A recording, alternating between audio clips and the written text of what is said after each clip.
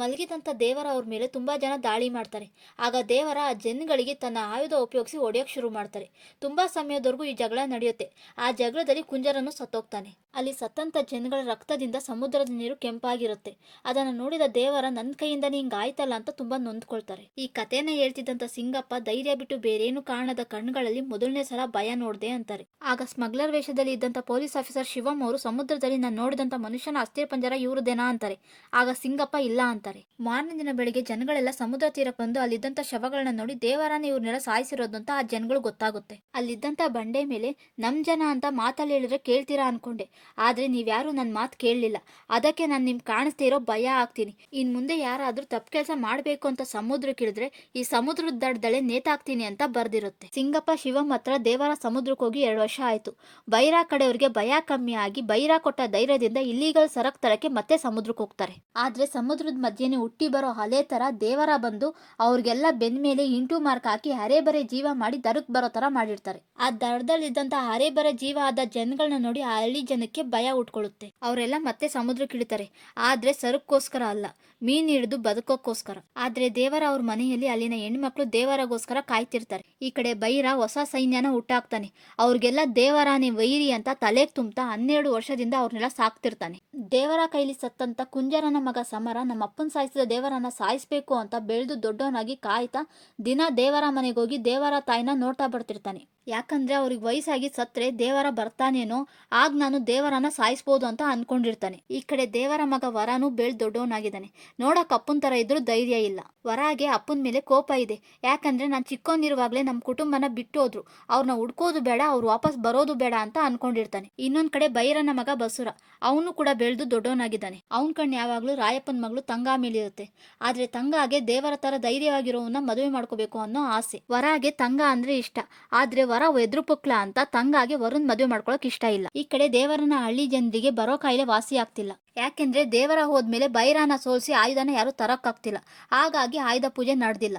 ಈ ಕಡೆ ವರಾಗೆ ಆಯುಧ ತಂದು ಹಳ್ಳಿಲಿ ಪೂಜೆ ಮಾಡಿದ್ರೆ ಈ ಹಳ್ಳಿಗಂತಿರೋ ರೋಗ ಮತ್ತು ದೋಷ ಹೋಗುತ್ತೆ ಅಂತ ಹಿರಿಯರು ಹೇಳ್ತಾರೆ. ಆಗ ವರ ರಾಯಪ್ಪನ್ ಕರ್ಕೊಂಡು ಬೈರ ಹತ್ರ ಹೋಗಿ ಈ ವರ್ಷ ಆಯುಧನ ನಮ್ಮ ಹಳ್ಳಿ ಕೊಡಿ, ಪೂಜೆ ಮಾಡಿ ದೋಷ ಪರಿಹಾರ ಮಾಡ್ಕೊಂಡು ಕೊಡ್ತೀವಿ ಅಂತಾನೆ. ಆಗ ಬೈರ ನನ್ನ ಹತ್ರ ಬರೋ ಬದಲು ಸಮುದ್ರ ಹತ್ರ ಹೋಗಿ ನಮ್ಮ ಹಳ್ಳಿಲಿ ಪಂದ್ಯ ಆಡೋಕೆ ಯಾವ ಗಂಡಸು ಇಲ್ಲ ಅಂತ ನಿಮ್ಮ ಅಪ್ಪನ್ ಕರಿ, ನಿನ್ಗೋಸ್ಕರನಾದ್ರೂ ಬಂದು ಪಂದ್ಯ ಆಡ್ತಾನ ನೋಡೋಣ ಅಂತ ವರಾಗೆ ಅವಮಾನ ಮಾಡಿ ಹೊರಟೋಗ್ತಾನೆ. ಅವತ್ ರಾತ್ರಿನೇ ಆಯುಧಗಳ ಪೂಜೆ ಇರುತ್ತೆ. ಬೈರ ಕಡೆಯವರು ಯಾರಾದ್ರೂ ಪಂದ್ಯ ಆಡೋರಿದ್ರೆ ಪಂದ್ಯ ಗೆದ್ದು ಆಯುಧಗಳನ್ನ ಅವ್ರ ಹಳ್ಳಿಗೆ ತಗೊಂಡೋಗ್ಬೋದು ಅಂತ ಹೇಳ್ತಾರೆ. ಆಗ ವರ ನಾನ್ ಫೈಟ್ ಮಾಡ್ತೀನಿ ಅಂತಾನೆ. ಆಗ ಊರವರೆಲ್ಲ ಇವನೇನ್ ಫೈಟ್ ಮಾಡ್ತಾನೆ ಅಂತ ಅನ್ಕೊಳ್ತಾರೆ. ಹೊಡೆದಾಟದ ಪಂದ್ಯ ಶುರುವಾಗುತ್ತೆ. ವರ ಎದ್ರುಕೊಂಡು ಎಲ್ರಿಗೂ ಹೊಡೆದು ಸೋಲಿಸ್ತಾರೆ. ಅಷ್ಟೇ ಅಲ್ಲದೆ ಬೈರ ಕಡೆಯವ್ರನ್ನ ಸೋಲಿಸಿ ಗೆದ್ದು ವರ ಅವ್ರ ಹಳ್ಳಿಗೆ ಆಯುಧಗಳನ್ನ ತಗೊಂಡೋಗಿ ಪೂಜೆ ಮಾಡ್ತಾರೆ. ಮಾರನೇ ದಿನ ಬೈರ ಗೊತ್ತಾಗುತ್ತೆ ವರ ಮೋಸ ಮಾಡಿ ಪಂದ್ಯ ಆಡೋರು ಕುಡಿಯೋ ನೀರಲ್ಲಿ ಮತ್ ಬರೋ ಔಷಧಿ ಬೆರೆಸಿ ಪಂದ್ಯ ಗೆದ್ದಿದ್ದಾನೆ ಅಂತ. ಈ ವಿಷಯನ ಬೈರ ರಾಯಪ್ಪಂಗೆ ಹೇಳ್ತಾನೆ. ಆಗ ರಾಯಪ್ಪ, ಇದನ್ನ ನೀವಿಲ್ಲೇ ಬಿಟ್ರೆ ಒಳ್ಳೇದು. ನೀವ್ ನೆನ್ನೆ ಅವನ ಕಣ್ಣಲ್ಲಿ ಭಯ ನೋಡಿದ್ರಿ, ಆದ್ರೆ ನಾನು ಅವನ ಕೈಯಲ್ಲಿ ದೇವರನಷ್ಟು ಬಲ ನೋಡ್ದೆ. ವರಾಗೆ ಅವನ ಶಕ್ತಿ ಏನು ಅಂತ ಗೊತ್ತಿಲ್ಲ. ಸಮುದ್ರದ ಮೇಲಿರೋ ಒಬ್ಬ ದೇವರನೇ ಸಾಕು, ಇನ್ನೊಬ್ಬ ದೇವರನ್ನ ಹುಟ್ಟಾಕಿದ್ರೆ ನಿಮ್ಗೆ ತೊಂದ್ರೆ ಅಂತ ಅಲ್ಲಿಂದ ಹೊರಟೋಗ್ತಾರೆ ರಾಯಪ್ಪ. ಬೈರ ಅವನ ಸೈನ್ಯಕ್ಕೆ ಚೆನ್ನಾಗಿ ಟ್ರೈನಿಂಗ್ ಕೊಟ್ಟು ಸ್ಮಗ್ಲರ್ ಮುರುಗನ್ ಕರೆಸಿ ಅವನ ಹತ್ರ ನಾವು ತಯಾರಿದ್ದೀವಿ ಸಮುದ್ರಕ್ಕೆ ಇಳಿಯೋಕೆ ಅಂತಾರೆ. ಆಗ ಮುರುಗ, ನೀವು ಮೊದಲು ದೇವರನ್ನ ಸಾಯಿಸಿದ್ರೆ ಮಾತ್ರ ಸರಕ್ ತರಕ್ ಸಾಧ್ಯ ಅಂತಾರೆ. ಆಗ ಬೈರ ದೇವರನ್ನ ಸಾಯಿಸೋಕೋಸ್ಕರ ಹಳ್ಳಿಲೆಲ್ಲ ಒಂದ್ ಗಾಳಿ ಸುದ್ದಿ ಹಬ್ಬಿಸ್ತಾನೆ. ಅದು ಏನಂದ್ರೆ ದೇವರ ಸತ್ತೋಗಿದ್ದಾನೆ ಅಂತ. ಈ ವಿಷಯ ಕೇಳಿದ ದೇವರ ತಾಯಿಗೆ ಮನಸ್ಸಿಗೆ ನೋವಾಗಿ ಹುಷಾರ್ ತಪ್ಪಿ ಹಾಸಿಗೆ ಹಿಡಿತಾರೆ. ಬೈರ ಕೂಡ ಇದೇ ಬೇಕಿತ್ತು. ಯಾಕೆಂದ್ರೆ ದೇವರ ತಾಯಿಗೆ ಹುಷಾರಿಲ್ಲ ಅಂದ್ರೆ ಅವ್ರ ಅಮ್ಮನ್ ನೋಡೋಕೆ ದೇವರ ಬರ್ತಾನೆ, ಆಗ ಆತನನ್ನ ಸಾಯಿಸ್ಬೋದು ಅಂತ. ಬೈರ ಅನ್ಕೊಂಡಾಗೆ ದೇವರ ಅವ್ರ ತಾಯಿನ ನೋಡಕ್ ಬರ್ತಾರೆ. ದೇವರನ್ನ ನೋಡ್ತಿದ್ದಂಗೆ ದೇವರ ಅವ್ರ ತಾಯಿ ಹುಷಾರಾಗ್ತಾರೆ.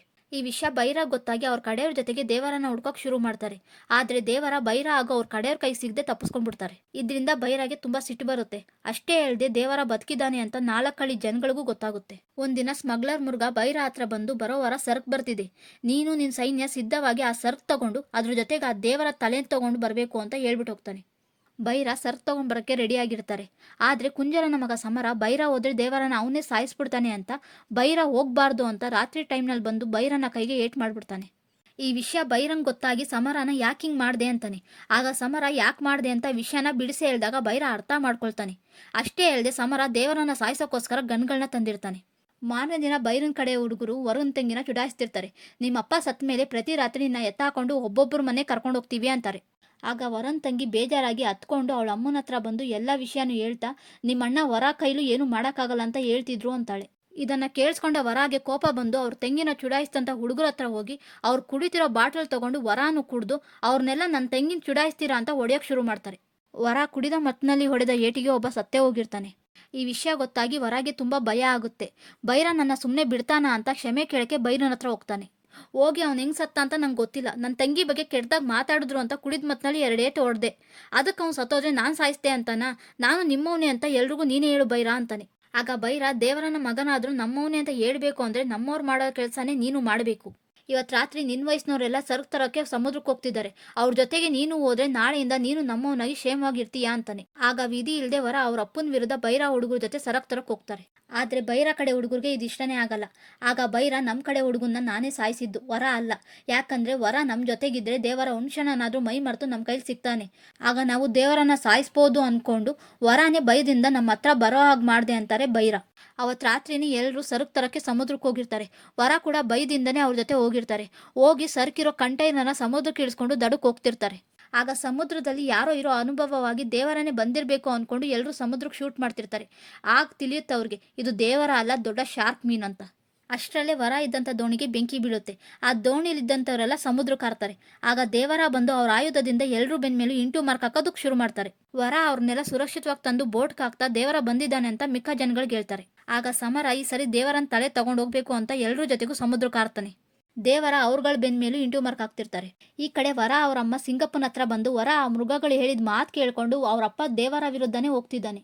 ನನ್ನ ಗಂಡ ದೇವರ ಕಣ್ಣು ಮುಂದೆ ತಪ್ಪು ಮಾಡಿದ್ರೆ ಮಗ ಆದ್ರೂ ಬಿಡಲ್ಲ, ನೀನಾದ್ರೂ ಬುದ್ಧಿ ಹೇಳಿ ತಡಿಬೋದಿತ್ತಲ್ಲ ಅಂತಾರೆ. ಆಗ ಸಿಂಗಪ್ಪ ವರ ಅಮ್ಮಂಗೆ, ನಿನ್ನ ಗಂಡ ಸತ್ತು ತುಂಬ ವರ್ಷ ಆಯಿತು. ಇಷ್ಟು ವರ್ಷ ಸಮುದ್ರದ ಮೇಲೆ ಯಾರು ತಪ್ಪು ಮಾಡ್ದಂಗೆ ತಡಿತಿರೋದು ನಿನ್ನ ಗಂಡ ದೇವರ ಅಲ್ಲ, ನಿನ್ನ ಮಗ ವರ. ತನ್ನ ಅಪ್ಪನ ಕತೆಗಳನ್ನ ಕೇಳಿ ಬೆಳೆದ ವರ ಈ ಬೆಟ್ಟ ಮತ್ತು ಸಮುದ್ರನ ರಕ್ಷಿಸೋಕ್ಕೋಸ್ಕರ ದೇವರ ಬದುಕಿದ್ದಾನೆ ಅಂತ ಒಂದು ದೊಡ್ಡ ಕಥೆನೇ ಸೃಷ್ಟಿ ಮಾಡಿದ್ದಾನೆ. ನಿನ್ ಮಗ ಆ ಮೃಗಗಳ ಜೊತೆ ಕುರಿಮರಿ ತರ ಹೋಗಿದ್ದಾನೆ ಅನ್ಕೊಂಡಿದ್ಯಾ? ನಿನ್ ಮಗನ ಮುಂದೆ ಇಟ್ಕೊಂಡು ಹೋಗಿರೋ ಅವರೇ ಕುರಿಮರಿಗಳು.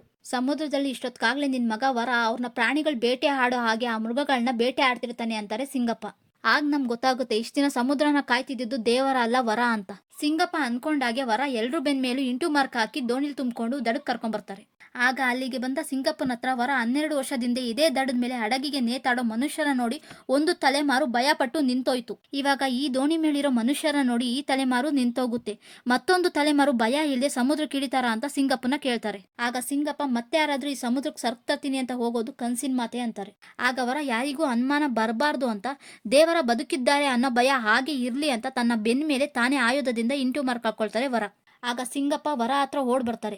ಆಗ ವರ, ನನ್ನ ಕಣ್ಣಲ್ಲಿರೋ ನೋವನ್ನ ನೋಡ್ಬೇಡ, ನಾಳೆ ಬೆಳಿಗ್ಗೆ ಜನಗಳ ಎಲ್ರ ಕಣ್ಣಲ್ಲೂ ಕಾಣಿಸೋ ಭಯ ಮಾತ್ರ ನೋಡು ಅಂತ ಪ್ರಜ್ಞೆ ತಪ್ಪೋಗ್ತಾರೆ. ಈ ಕಡೆ ಶಿವಂಗೆ ಕತೆ ಹೇಳ್ತಿದ್ದಂಥ ಸಿಂಗಪ್ಪ ಕತ್ತಿನ ಮತ್ತು ರಕ್ತನ ಮಾತ್ರ ನೋಡಿದ ಸಮುದ್ರ ಆ ದಿನ ವರ ಮಾಡಿದ ಕೆಲಸ ನೋಡಿ ಆನಂದದಿಂದ ವರನ ಪಾದಕ್ಕೆ ಗೋರಂಟೆ ಹಚ್ಚೋಯ್ತು ಅಂತಾರೆ. ಆಗ ಶಿವಂ, ದೇವರನ್ನ ಸಾಯಿಸಿದವ್ರು ಯಾರು, ಅವ್ರ ಎದೆಗೆ ಕತ್ತಿನ ಇಳಿಸಿದವ್ರು ಯಾರು ಅಂತಾರೆ. ಆಗ ಈ ಸಿನಿಮಾದ ಕೊನೆಯಲ್ಲಿ ನಮ್ಗೆ ತೋರಿಸ್ತಾರೆ ದೇವರ ಅವ್ರ ಎದೆಗೆ ಕತ್ತಿನ ಇಳಿಸೋದು ವರ, ಅದಕ್ಕೆ ದೇವರ ಅವರೇ ಸಹಾಯ ಮಾಡ್ತಾರೆ. ವರ ಯಾಕೆ ಅವರಪ್ಪ ದೇವರ ಎದೆಗೆ ಕತ್ತಿ ಇಳಿಸಿದ್ರು ಅಂತ ನಮಗೆ ಪಾರ್ಟ್ 2 ಸಿನಿಮಾ ಬಂದಾಗ ಗೊತ್ತಾಗುತ್ತೆ.